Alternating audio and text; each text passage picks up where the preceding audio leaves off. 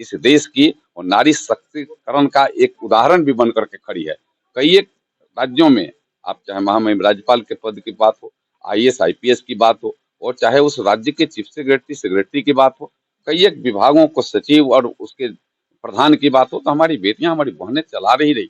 इतना ही नहीं, आज अगर फाइटर प्लेन भी अगर उड़ाने के, तो एक पायलट के रूप में भी हमारी बेटियां फाइटर प्लेन को उड़ा करके भी दुश्मनों को छक्के छुड़ाने का काम कर रही है। आज हमारी बेटियों में यह जज्बा हमेशा यह रहता है कि गांव की प्रतिभा जगेगी तो भारत विकसित भारत बनेगा, भारत विश्वगुरु बनेगा। और हमें लगता है कि भारत को विकसित बनाने में, भारत को विश्वगुरु बनाने में ये पलक जैसी बेटी का बहुत बड़ा योगदान होगा। ऐसी बेटियां जब हमारी ऊंचाई तक जाएगी तो फिर भारत को विकसित भारत बनने से कोई नहीं रोकेगा, भारत को विश्वगुरु बनने से कोई ताकत नहीं रोकेगा। जब हम कहते हैं कि माननीय सांसद जी का कहना है कि अगर भारत को विकास करना है, भारत को अमेरिका से टक्कर लेना है अगर, तो ऐसी ऐसी बच्चियों को, ऐसे ऐसे बच्चों को मनोबल बढ़ाना पड़ेगा और ऐसे ऐसे लोगों को जो कि ऐसी बेटियों को बाहर नहीं भेजते हैं पढ़ने के लिए, उनको भेजना पड़ेगा, तभी मेरा देश विकास के रास्ते पाएगा, विकास करेगा। क्या सर?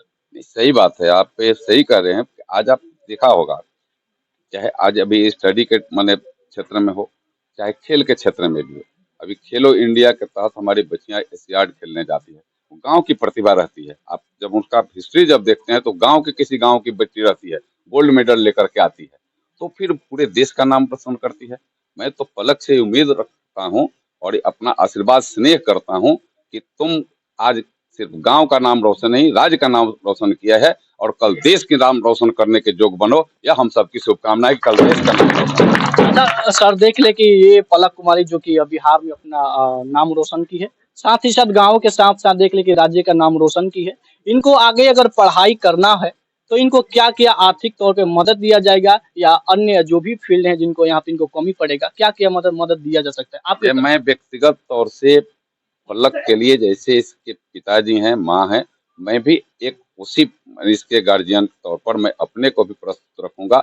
जहां भी इसके पढ़ने में कहीं कोई दिक्कत होगी तो जनार्दन सिग्रीवाल एज एक शिक्षाविद के नाते, एक शिक्षा को बढ़ोतरी देने के नाते, इसमें शिक्षा बढ़ सके, हमारे समाज में ऐसे शिक्षित हमारे बच्चे बच्चियां हो सके, मैं भी खड़ा रहूंगा।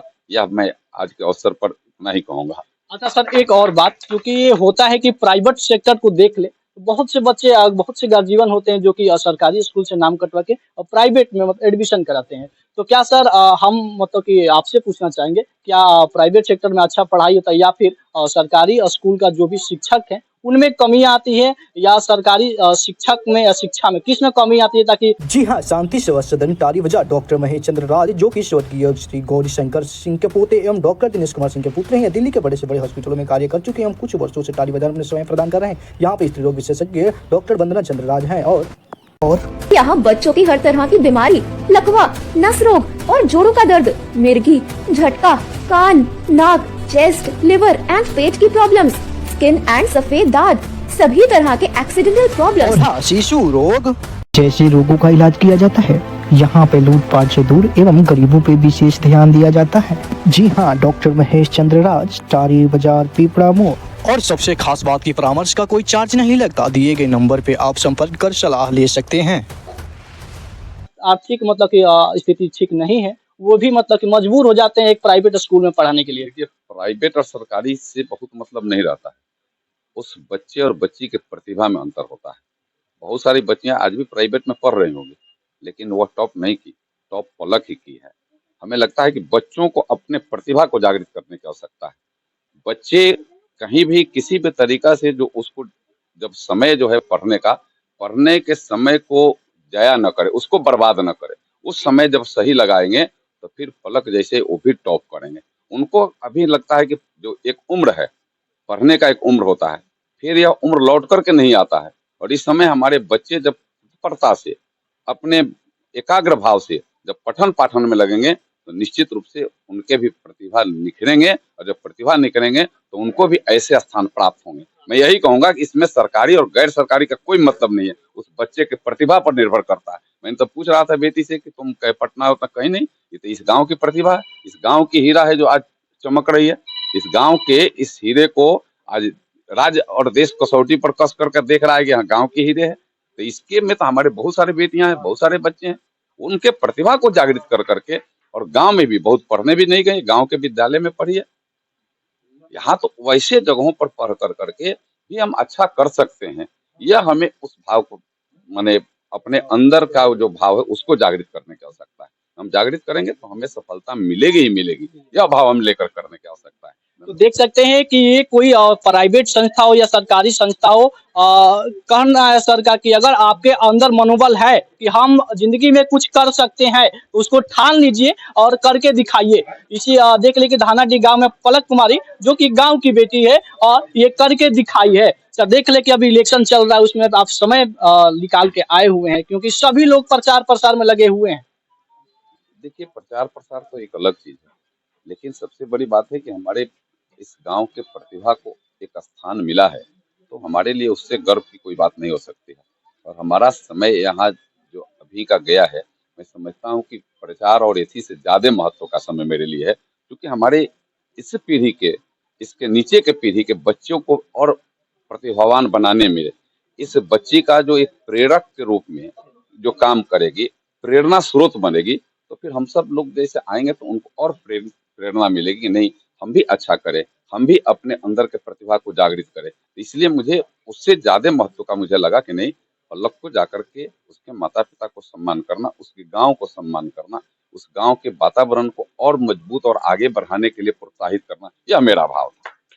बहुत बहुत धन्यवाद सर। लास्ट में हम एक और क्वेश्चन पूछेंगे क्योंकि नारा चलता है बेटी बचाओ बेटी पढ़ाओ।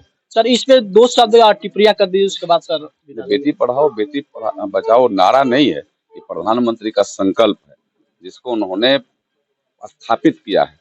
बेटियों को नारी शक्ति बंधन, आपने देखा, इसके लिए लोकसभा में अधिनियम बना, स्पेशल सत्र बनाकर अधिनियम बना है। हम नारियों के शक्ति को बंधन करते हैं, नमन करते हैं। और जब तक हमारी देश की बेटियां, देश की हमारी बहनें, माताएं, नारी वो सशक्तिकृत नहीं होगी, तब तक हम देश को और मजबूत नहीं कर सकते हैं। हम देश में यह नहीं कर सकते कि आधी आबादी को कमजोर करे और आधी आबादी को आगे करे। हमारे बेटे भी आगे बढ़े, हमारी बेटियां भी आगे बढ़े, और आज हमारी बेटियां बहुत आगे बढ़ चुकी है। सिर्फ यही नहीं, आज IAS IPS में टॉप कर रही है। आज आप देखें कि शिक्षा के क्षेत्र में तो कर रही है, राजनीति के क्षेत्र में भी कम नहीं है। आज देश की वित्त मंत्री आज हमारी एक बहन ही है, जो वित्त का किस तरीका से सही तरीका से संचालन करने का काम कर रही है। कल वह डिफेंस मिनिस्टर भी थी, माने रक्षा की भी व्यवस्था सही तरीका से करने का वो काम हमारी बहन ने करके दिखाने का काम किया। अरे पहली बार, और आज हमारी देश की महामहिम राष्ट्रपति भी हमारी एक बहन ही है। हमारी एक इस देश की और नारी शक्तिकरण का एक उदाहरण भी बन करके खड़ी है।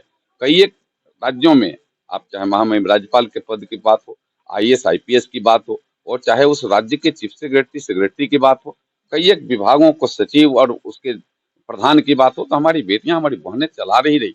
इतना ही नहीं, आज अगर फाइटर प्लेन भी अगर उड़ाने के, एक पायलट के रूप में भी हमारी बेटियां फाइटर प्लेन को उड़ा करके भी दुश्मनों को छक्के छुड़ाने का काम कर रही है। आज हमारी बेटियों में यह जज्बा। बहुत बहुत धन्यवाद सर हमारे चैनल। बहुत बहुत धन्यवाद।